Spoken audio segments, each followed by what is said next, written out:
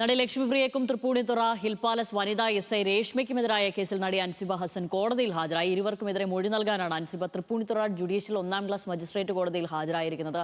Police സ്റ്റേഷനിൽ താൻ നേരിടേണ്ടി വന്ന ദുരനുഭവം കോടതിയിൽ തുറന്നു പറയുമെന്ന് അൻസിബ ന്യൂസ് മലയാളത്തോട് പറഞ്ഞു. സഹിൻ ആന്റണി തയ്യാറാക്കിയ റിപ്പോർട്ടിലേക്ക്. നടി ലക്ഷ്മിപ്രിയക്കെതിരെയുള്ള പരാതിയിൽ നടി അൻസിബ കോടതിയെ സമീപിച്ചിരുന്നു. ജുഡീഷ്യൽ 1-ാം ക്ലാസ് മജിസ്ട്രേറ്റ് കോടതിയിലാണ് അൻസിബ ഇപ്പോൾ എത്തിയിരിക്കുന്നത്, തൃപ്പൂണിത്തുറയിൽ. അൻസിബ, എന്താണ് കോടതിയിൽ എത്തിയിരിക്കുന്നത്? മൊഴി കൊടുക്കുക എന്നുള്ളത് തന്നെയാണോ? മൊഴി കൊടുക്കുക എന്നുള്ളത് തന്നെയാണ്. അപ്പോൾ നേരിട്ട് കാണണം എന്ന് പറഞ്ഞു ജഡ്ജ്. അതിൻ്റെ പേരിലാണ് ഇപ്പോൾ ഞാനിപ്പോൾ വന്നിരിക്കുന്നത്.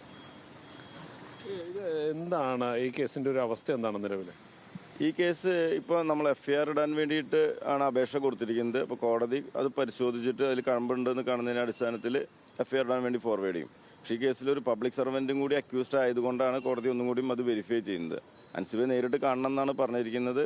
അത് അൻസിബയ്ക്ക് പറയാനുള്ളത് കോടതിയോട് പറയാം. കോടതിക്ക് അത് വെരിഫിക്കേഷനാണ്, അതായത് എൻക്വയറിയുടെ ഭാഗമായിട്ട് ചെയ്യുന്നതാണ്. അപ്പോൾ ആ ഒരു പ്രോസസ്സ് കോടതിക്ക് ചെയ്യാം, ചെയ്യാതിരിക്കാം. പക്ഷെ കോടതി പറഞ്ഞാൽ നമ്മൾ വന്നിട്ട് അത് മൊഴി കൊടുക്കണം, അത്രയേ ഉള്ളൂ. നിലവിൽ തൃപ്പൂണിത്തുറ ഹിൽ പാലസിലെ വനിതാ SIക്കെതിരെയും പരാതിയുണ്ടല്ലോ. SI രേഷ്മ മാമിനെതിരെയും പരാതിയുണ്ട്. കാരണം എനിക്കെതിരെ ഒരു FIR പോലും ഇടാതെ ആണ് എന്നെ വിളിച്ചു വരുത്തിയത്. എന്നെ 3 മണിക്കൂറോളം ബുദ്ധിമുട്ടിച്ചത്, മാനസികമായി പീഡിപ്പിച്ചത്. ശരിക്കും പറഞ്ഞാൽ ഞാൻ അവിടെ ഒരു 10:30 എത്തിയിട്ട് 3:10 ഞാൻ ഈ മാപ്പപേക്ഷ എഴുതി കൊടുത്ത് സ്ക്രീൻഷോട്ട് എടുക്കുന്നത്. അപ്പോൾ ശരിക്കും നോക്കുകയാണെങ്കിൽ 3 മണിക്കൂറുമല്ല, ഒരുപാട് നേരം, അതിനേക്കാൾ കൂടുതൽ എന്ന് പറയേണ്ടി വരും. പക്ഷെ ഞാൻ കൃത്യമായിട്ട് എന്നെ ബുദ്ധിമുട്ടിച്ച സമയങ്ങളാണ് ഞാൻ പറഞ്ഞിട്ടുള്ളത്.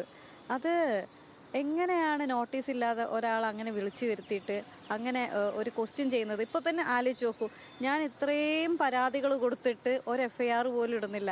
അക്നോളജ്മെൻറ്റ് തരാൻ പോലും ആഭ്യന്തരമന്ത്രി വിളിച്ച് പറയേണ്ട അവസ്ഥയാണ് ഞാനൊരു പരാതി കൊടുത്തിട്ട്.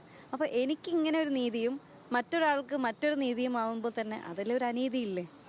അതാണ് എൻ്റെ ചോദ്യം. എങ്ങനെയാണ് അങ്ങനെ ചെയ്യാൻ പറ്റുക? അതുപോലെ തന്നെ ഇപ്പോൾ ഇവിടെയുള്ള സാധാരണക്കാർക്ക്, ഞാൻ ഉൾപ്പെടെയുള്ള മെജോറിറ്റി ആളുകൾക്ക് അറിയില്ല നോട്ടീസ് ഇല്ലാതെ ഒന്നും പോലീസ് സ്റ്റേഷനിൽ പോകേണ്ട ആവശ്യമില്ല എന്ന്.